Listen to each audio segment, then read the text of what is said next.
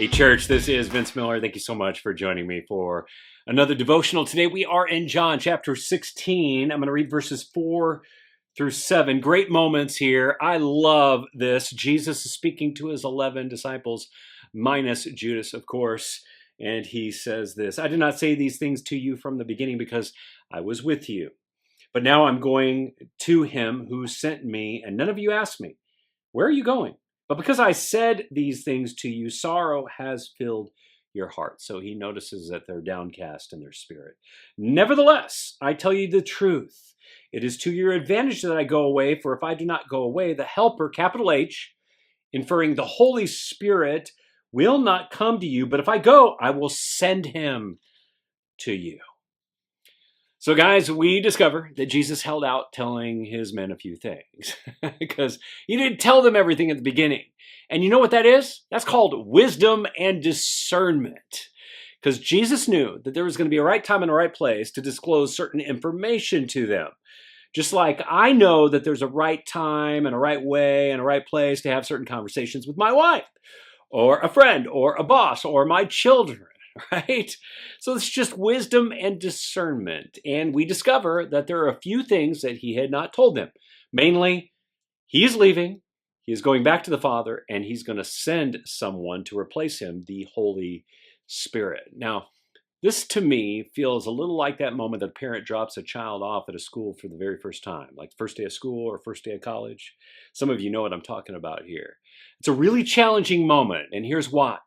Because there is in this moment a definitive change in the relationship, how it functions, primarily because you've relied upon a person being in person for a very long time.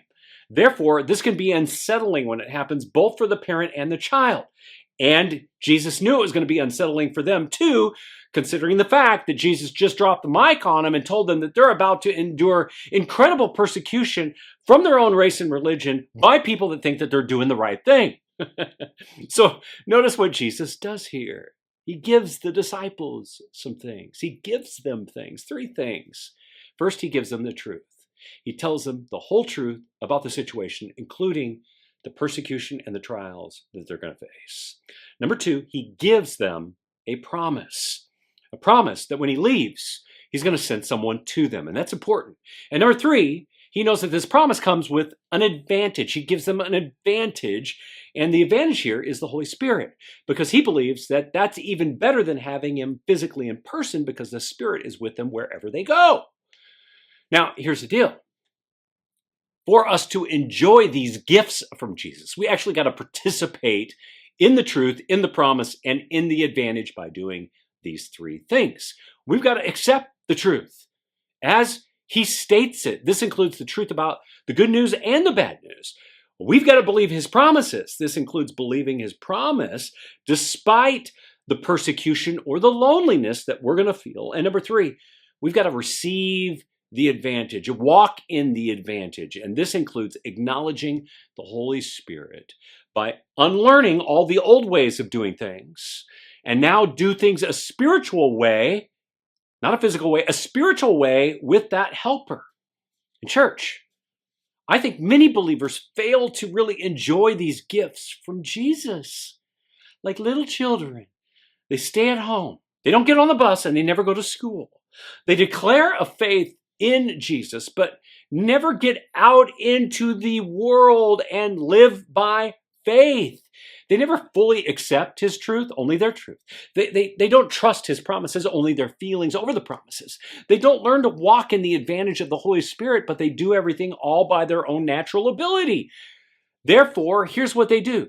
They merely accept the idea of Jesus, get their little ticket to heaven, and then go about their everyday lives as if they've always done it. Thus, they miss out on all the gifts that Jesus gives to the disciples right here. So here's your challenge for today. Don't just say you follow Jesus anymore. Live like you do. Read his truth, trust in his promises over your feelings, and welcome the advantage of the Holy Spirit in your life and learn how to walk with that Spirit. Stop being an immature little child and get out there and live all in for him who lived all in for you.